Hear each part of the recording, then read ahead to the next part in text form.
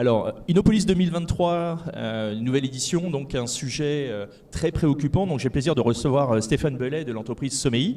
Le sujet de l'eau, c'est un sujet qui est prégnant dans la conscience collective. On a eu l'effet Covid sur la partie qualité de l'air, on a eu la crise énergétique. Quand je dis on a eu, on est toujours dedans. Mais aujourd'hui, il y a une vraie prise de conscience sur le domaine de l'eau. Alors l'eau, c'est une chaîne de valeur à partir de cette ressource, le traitement, l'exploitation, et de comprendre pour les usagers comment se gère le réseau d'eau.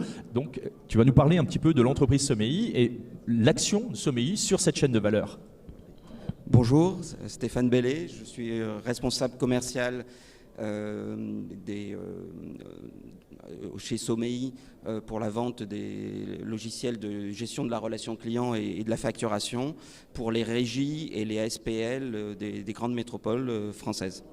Donc effectivement, dans la chaîne de valeur de l'eau, on intervient, nous, sur la relation abonné.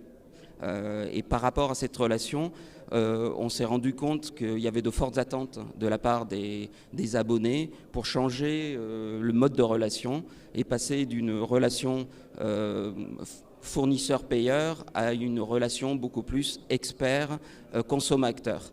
Donc par rapport à ça, je vais vous illustrer ce qu'on peut faire avec les nouvelles technologies. On parle beaucoup de services digitaux. Je vais vous présenter quelques exemples concrets de services digitaux au service des abonnés pour optimiser la relation abonnée, mais en même temps réduire les coûts de l'exploitant et du distributeur de l'eau. Alors, si on part du constat de la relation client dans le domaine de l'eau aujourd'hui, alors je vais être un peu critique, mais aujourd'hui, les clients, c'est assez paradoxal, les abonnés passent environ 9 minutes par an à se poser des questions sur leur consommation d'eau. Donc c'est à la fois pas beaucoup, mais en même temps c'est un gros sujet de préoccupation pour eux.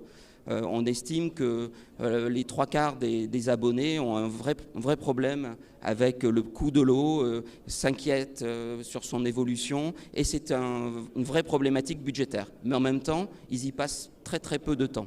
Alors pourquoi ? Parce que historiquement, les distributeurs, les opérateurs d'eau, que ce soit en DSP ou en régie, ont souvent passé peu de temps et ont mis peu d'efforts sur l'optimisation de la relation avec leurs abonnés. Ils interviennent en fait à 2 moments clés, enfin on va dire 3, lors de la prise d'abonnement, la résiliation et puis les factures. Donc en fait, ce qui se passe, c'est que les abonnés ont la sensation que leur distributeur d'eau s'occupe d'eux 2 fois par an au moment des factures. Et ça, évidemment, c'est symptomatique d'une relation client très mitigée, voire très mal perçue par les abonnés. Alors, un exemple que tout le monde concret que tout le monde connaît, c'est la remontée d'index. Donc, c'est à la fois un irritant pour le consommateur, le client, et un surcoût pour le fournisseur. Alors, pourquoi ?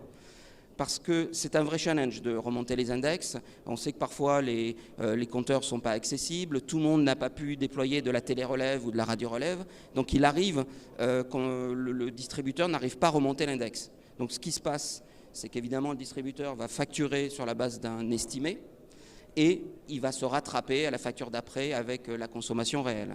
Alors ça, qu'est-ce que ça impacte ? Quelles sont les conséquences ? Pour le consommateur, il y a une grosse insatisfaction. Parce que il ne comprend pas pourquoi il est refacturé. Derrière, il y a un risque d'impayé pour le distributeur. On va devoir mettre en place des échéanciers de facturation s'il n'a pas anticipé la facture, etc. Donc, ça a un coût de gestion important. Et pire, les clients ont l'impression qu'en fait, ils surpayent leur eau. Puisqu'on les rattrape, entre guillemets, ils ont l'impression que c'est un coût additionnel. Donc ça, c'est une illustration un petit peu du hiatus qu'il y a entre la perception du consommateur et l'exploitant.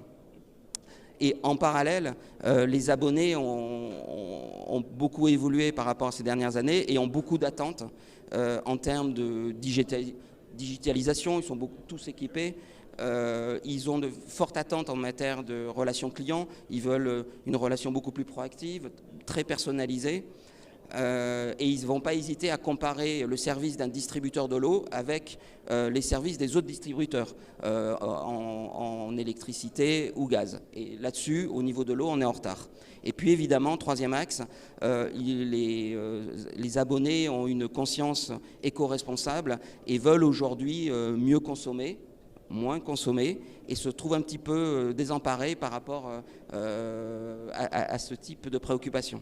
Donc nous, on a travaillé par rapport à ce constat, qu'il y a des attentes et des incompréhensions à combler. Et par rapport à ça, en plus de notre offre de services classique de gestion de la clientèle et de la facturation de l'eau, on propose ce qu'on appelle des services plus. Donc ce sont des services digitaux très concrets qui permettent de répondre aux incompréhensions et aux attentes des abonnés. Alors, sans aller trop dans le détail, puisque vous pourrez passer nous voir sur notre stand. Mais c'est un sujet, c'est un sujet. Voilà les premiers types de services digitaux qu'on propose, et évidemment, on en proposera d'autres dans le futur. Alors, le premier sujet, c'est ce qu'on appelle Flash Relève. En fait, c'est pour accélérer l'auto-relève par les abonnés. Donc sans rentrer dans le détail, avec un smartphone, en prenant en photo l'index du compteur, enfin le compteur, on a l'intelligence artificielle derrière qui va reconnaître l'index et l'injecter directement dans le système de gestion. Donc ça va permettre d'avoir un index réel et de plus avoir d'incompréhension sur l'index. Et derrière, on a une facturation au plus juste. Donc ça, c'est un premier exemple qui simplifie les coûts au niveau de l'opérateur, et ça a été très utile pendant les périodes de Covid où on avait du mal à faire de la relève classique. Alors, en attendant éventuellement de la télé-relève, c'est un bon palliatif et qui est facteur de réduction de coûts. Autre exemple, tuto facture. Donc on fait des factures, des vidéos sur la facture, mais explicative sur la facture de l'abonné. Donc c'est une vidéo qui va expliquer les différentes lignes de redevances payées par l'abonné et pour lui expliquer à quelle sauce il est mangé et à quoi il contribue. Donc derrière, ça lui permet de mieux comprendre sa facture et ça augmente la relation forte entre le distributeur et l'abonné. Troisième exemple, bilan conso. Donc c'est une comparaison de la consommation de l'abonné avec des foyers comparables sur des territoires comparables. Et en même temps, c'est l'occasion de donner des conseils, des éco-gestes, comment moins consommer, donner de l'information sur la ressource, sur l'état de la ressource, etc. Donc ça permet aussi de contribuer à la compréhension de l'abonné, de ce qui se passe au niveau de l'eau. Quatrième type d'exemple concret, ce qu'on appelle les flash SMS. Donc on a intégré dans l'outil de gestion l'envoi de SMS automatiquement à partir de l'outil de CRM. C'est-à-dire que là où avant vous vous disiez il faut qu'on fasse une campagne SMS, avoir à contractualiser avec un fournisseur télécom pour envoyer des SMS. Là, en 2 clics, ça va partir directement. Nous, on achète en fait des SMS en gros pour l'ensemble de nos clients. On a 75% des métropoles françaises. Et derrière, en 2 clics, vous pouvez envoyer des SMS pour alerter les abonnés en cas de fuite, en cas d'alerte sur la nappe phréatique, etc. Donc, des actions immédiates. Et dernier exemple, là on s'aligne sur ce qui se passe sur les paiements électroniques. C'est un service qu'on appelle Flash Sign qui va permettre de faire la signature électronique de documents. Donc même principe que pour un paiement en ligne. L'abonné va signer son contrat en ligne et va recevoir sur son téléphone un SMS avec un code de validation. Voilà. Bon, ça, ce sont que des choses très simples qui existent sur le marché et qu'on met au service des distributeurs de l'eau. C'est qu'une première étape. On a plein d'autres types de services en magasin et à terme, on regroupera tous ces services dans une application mobile auprès des abonnés.